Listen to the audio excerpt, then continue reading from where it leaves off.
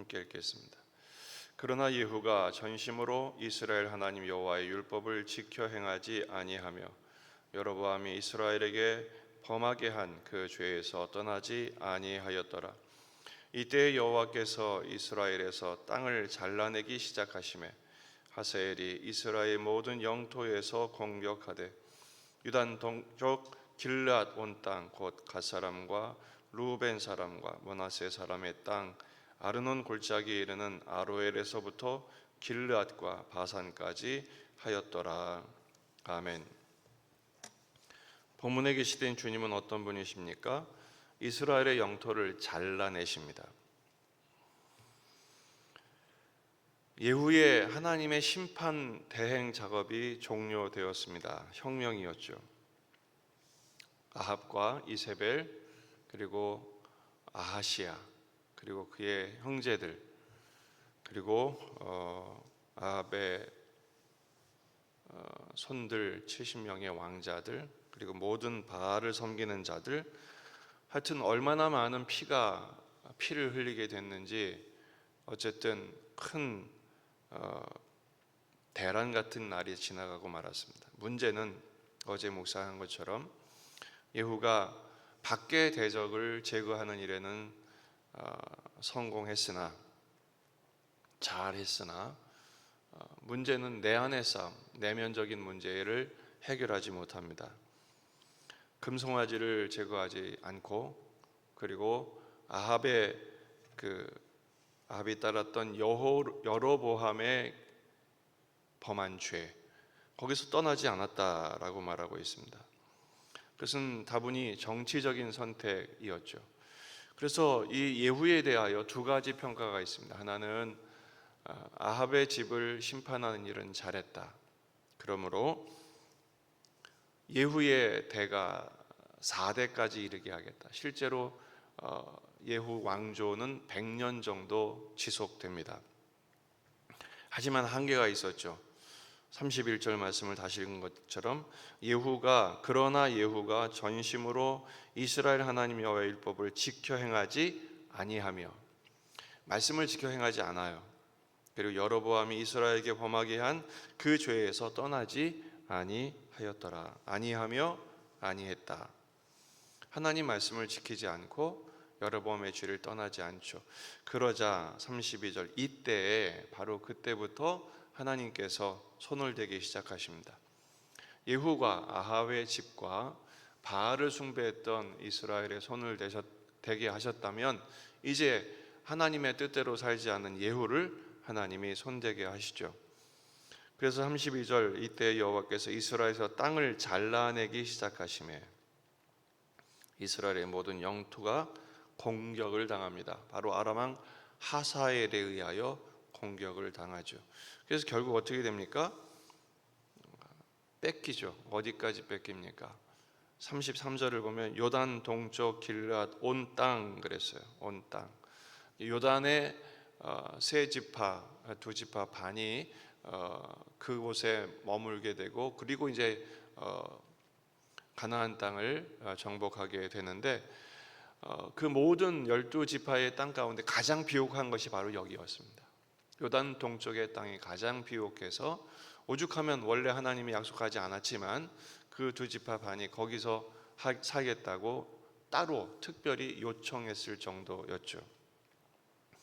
처음에는 모세가 허락하지 않았지만 나중에는 하나님께서 허락하셔서 그 땅을 갖게 되는데 가장 비옥하고 목축하기 좋았던 땅, 거기서부터 하나님이 잘라내셨다라는 것입니다. 오늘 본문이 우리에게 주시는 교훈은 두 가지입니다. 하나는 인생의 교훈이죠. 내가 힘이 있다고 가질 수도 지킬 수도 없음을 깨닫게 하신다는 것입니다. 사람들은 내가 힘이 있어 내 것을 지키고 내가 원하는 것을 영원히 소유할 수 있다고 착각하는 경향이 있습니다. 그렇지 않죠. 인생이 아무리 계획한다 할지라도 계획대로 되는 게 있습니까?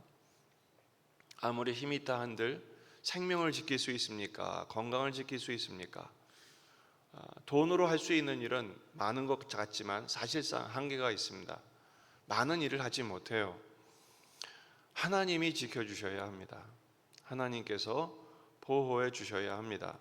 시편 127편 1절 2절 말씀, 여호와께서 집을 세우지 아니하시면 세우는 자의 수고가 헛되며 여호와께서 성을 지키지 아니하시면 파수꾼의 깨어 있음이 헛되도다.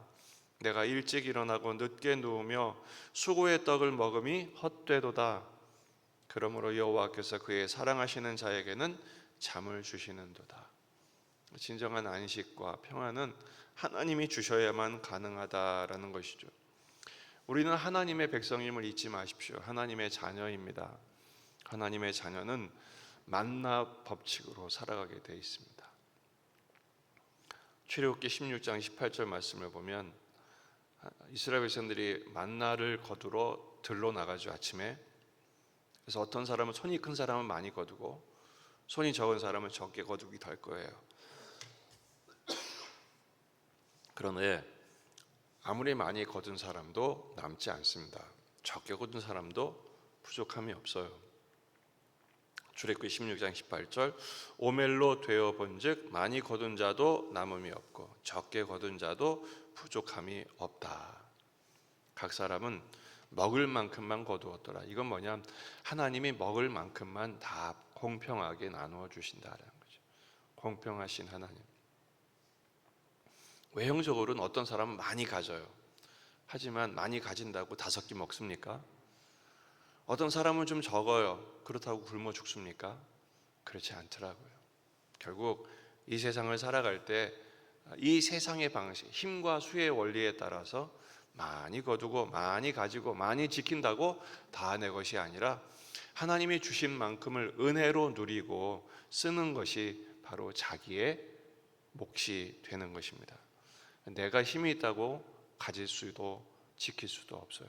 주신 만큼 누릴 뿐입니다. 그러므로 우리는 하나님의 은혜를 기대해야 합니다. 하나님의 베푸시는 은혜. 지금 이 땅이 잘라내기 시작한 것은 예후야, 네가 힘이 있다고 네 땅 지킬 수 있나 봐라. 이거 지금 교훈하시는 거예요.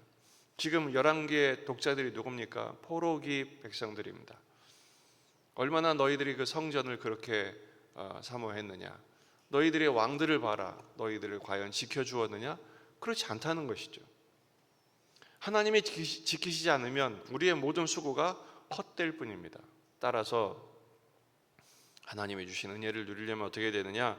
전심으로 하나님의 말씀을 지켜 행해야 합니다. 31절에 예후가 하지 않은 게 뭡니까?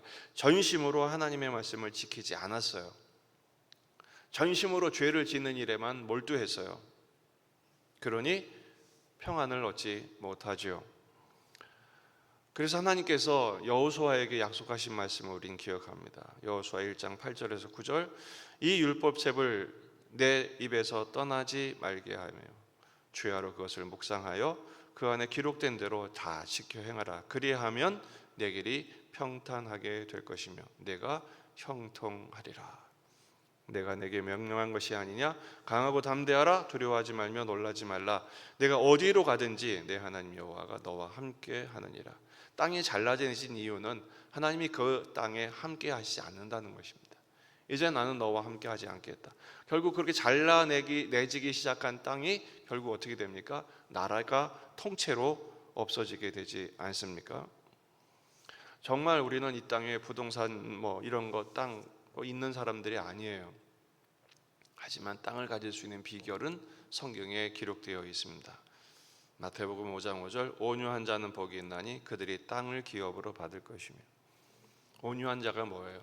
하나님의 말씀에 대하여 열려있는 마음. 온유하다고 해서 온유한 표정, 온유한 성격을 말하는 것이 아니라 하나님의 말씀대로 순종하는 사람이 온유한 사람입니다. 모세만큼 온유한 사람이 없었죠. 다시 말해서 우리는 하나님이 주신 영토를 상속받기 위해서는 온유한 자가 되어야 됩니다. 말씀에 대하여 온유한 자. 그래서 여러분, 하나님의 말씀에 대해 열린 마음으로 그 하나님의 말씀을 깊이 새기고 전심으로 하나님의 말씀을 지켜 행함으로 말미암아 여러분, 하나님의 말씀대로 말씀에 순종하는 만큼 마음의 영토가 넓어집니다. 귓등으로 듣고 순종하지 않으면 그만큼 또 그때부터 땅이 잘라내지기 시작하는 것. 결국 우리의 싸움은 영토 싸움인데 그 영토 싸움은 말씀의 싸움이죠.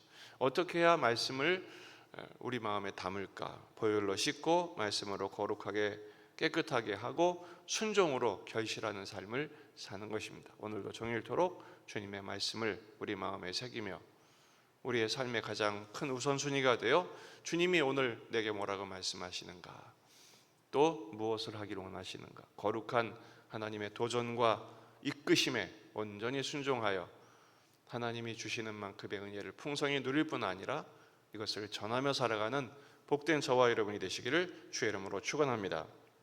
기도하시겠습니다. 우리 자신과 가정과 교회와 이 지역의 복음화, 민족의 복음화를 위해서 기도하십시다. 세계 복음화를 위해서 기도하시고 전쟁이 멈출 수 있도록, 또 우리 메리 크리스마스 축제 하나님이 내게 보내주신 못 본 양 밖의 양을 위해서, 축제를 위해 준비하는 많은 손길들을 위해 말씀을 전한 저를 위해서 기도해 주시고 또 우리 환우들을 위해서 기도해 주시기를 바랍니다. 다 같이 기도하겠습니다.